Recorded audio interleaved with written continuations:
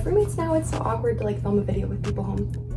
So if you've ever been to Southern California, whether that's Santa Barbara, LA, or down here in San Diego, or really any major city across the United States, there's this vibrant exhibition of color plastered above seemingly every freeway that's impossible to ignore. Sometimes sporting bold letters, these murals can range from anything to huge, admirable pieces to half-assed rushed defacements of the city. For decades, street art has been a fundamental element that has both defined SoCal culture and made a global-wide impact. So where did graffiti start? Who keeps this integral art form alive, and what does it mean to that community?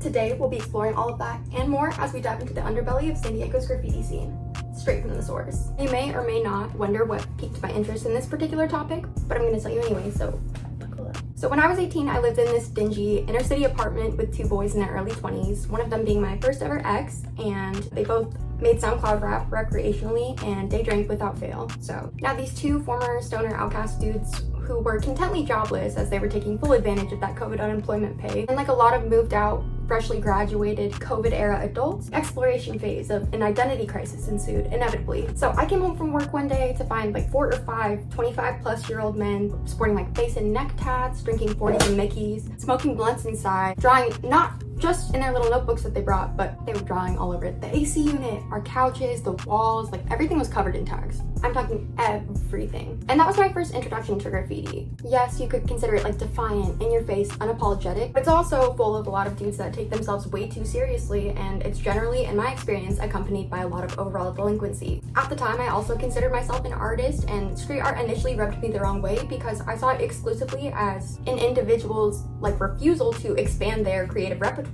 due to the ego that accompanies graph. Graph and graffiti are the same thing, for the record. For example, I reached out to my ex to pick his brain for comment on this particular topic, and regret was instantaneous. So as you can see, I asked for help putting together a little graffiti dictionary, like graph equals graffiti, tag equals putting your name up, to which he said, this. Toy, fuzzy, buster, chum. And I said, define them, please. And he said, those are some words you can use to describe most writers in San Diego. You're annoying. However, he did provide one piece of helpful insight, credit where credit is due, and that is his opinion that art is subjective, but graffiti is a defined art form. So there are inherently going to be pieces that are truly better than others. And then there's this level of originality that you want to throw on top of the defined art form, and that's how you stand out. 99% of fools do this for an Instagram account. The game has changed. It's not a group of rebellious fools who want to mark their territory and have fun together. It's an internet trend. So where did graffiti kick off? What's the lore from like the Curio stream about Mama Max and Spencer? But where did it kick off? According to an article titled GANYC, a survey of New York's classic and historical street culture, street art originated in the 1960s in the way we know it today. Few rebellious pioneers began to tag themselves across a wide variety of public property all across the state of New York. And from there, steadily their influence made its way to the heart of NYC in the 70s and really took off from there. They tagged their names on platforms anywhere from subways to tall city buildings. However, a local graffiti artist from my city over here on the West Coast provided an alternative, thought-provoking theory. You gotta understand that street culture came from the ancient culture. It's the oldest fucking form of art, straight up. Caveman is Renaissance, you know, you do your history. It's the biggest worldwide fucking movement. Graph has been going on since the dawn of man. Hieroglyphics, you mean? Hieroglyphics, and that's it. And then it goes into Plutarch. And after that, that's when shit really hits the fan. Obviously, hieroglyphics were for like documentation purposes, and graph is more about like repping your crew, street cred. I'm getting ahead of myself. As you can imagine, with primary roots in New York, graffiti is closely associated with, yes, skateboarding, like street culture in general, but furthermore, it's closely associated with inner city struggle. I know this is gonna sound stupid, but its roots in subcultures that reject the mainstream has rendered graph an important symbol of like rebellion and independence. It only makes sense, right? The act of painting forbidden property, whether that's public or private, is an act of defiance against authority. It can therefore be used as a unifying art form, particularly amongst those who feel marginalized or disenfranchised by society as a whole. One might argue that by claiming public spaces for self-expression, graffiti artists are asserting their presence and their right to be seen. But all of this leads me to my next question. What better way to defy your circumstances than to professionalize your art? To get your pieces out there in a way that your name and face could be correlated with it. Make it out the slums, as Eki might say. Still in the slums, dude. Straight out the slums. Graffiti is such a unique art form in its containment and anonymity. Due to it being, illegal, graffiti artists typically aren't world-renowned, they're respected in small circles. However, you will come to see throughout the rest of this video that rarely are the pursuers of this art speaking about the pieces that they put up. They're talking about what crew they rep and the street cred that accompanies catching risky, sometimes life-threatening spots. Due to this being an exploratory video, I don't think there's much further context that I could provide that would be insightful in any meaningful way. I was lucky enough to have enlisted the help of a few notorious writers from over here on the West Coast. I'm Connecticut. Subscribe if you're new. Come join me as we look under the surface of public vandalism. I'm so sorry for the audio quality you're about to endure. You guys got a lighter? You know where you're at? You know where you're at right now? Calm down, mom, you're good. In the barrels of East Dig at the very moment, but I'm all city. I'm all the country, I'm worldwide, you know what I mean? Tales from the street. Here with Icky. He found his lighter, so we should be good to go. Where's like the furthest place you've been, Icky? Shit, heaven's spots, you know what I mean? Yeah. You know, Hell's Barrels, Heaven's Gates, you name it, your mama's house. How long have you been riding, Icky? I've been riding since, you know, I jumped off the porch when I was 12 years old. Icky Sticky, OTC, Big Nasty Crew, second to none.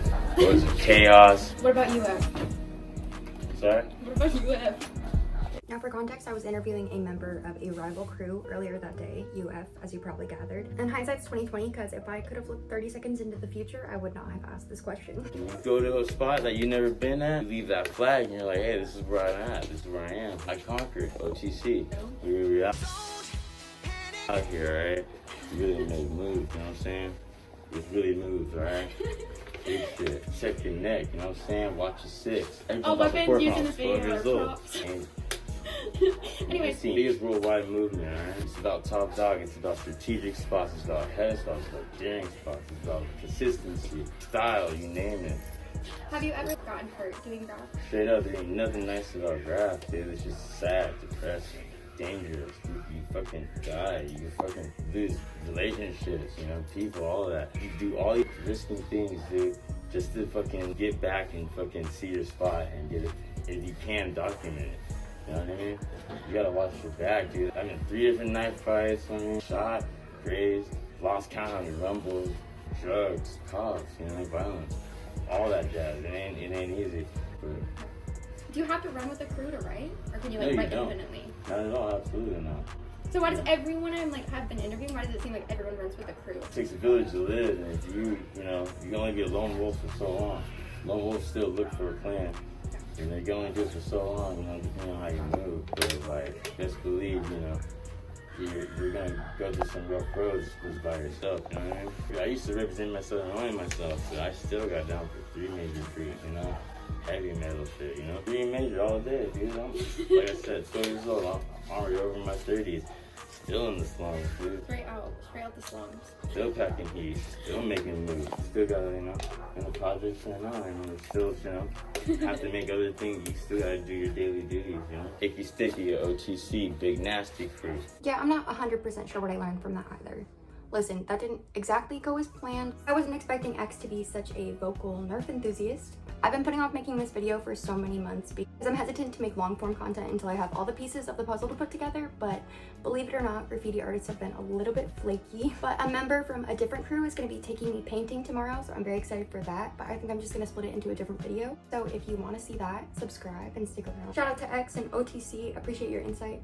Apologies for the change of scenery, it's late and my roommates are asleep, but I have a couple more points that I want to make. Now, I definitely don't want to sound like I'm just shitting on everyone who does graffiti, especially not any of my interview subjects. X in particular is probably one of the best artists I've ever met in my entire life. I just think it's a shame that all he has to show for his art career are scars and charges. Like, so many of these guys are insanely talented and not one of them has made a case to me for why they're so loyal to graffiti as their exclusive or at least primary creative outlet. I don't know, I feel like the average person goes like risk versus reward, when he and so many of these other guys could make their reach so much further and inspire so many more people. And even if notoriety isn't what they're after, which I think it is to some degree when they're constantly seeking validation from within their own little groups, what about just stable income? And again, like being able to attach your name to your art. It still boggles me, like, I don't know how far we really got today, but I risked my life for this video. Hopefully we get some more answers tomorrow. Have you ever put up any vandalism? Tell me in the comments, I won't tell anyone. We're so close to 1,000, consider subscribing if you've stuck around this long. Thank you, you rock. Have a kick-ass day either way. Thanks for watching, bye!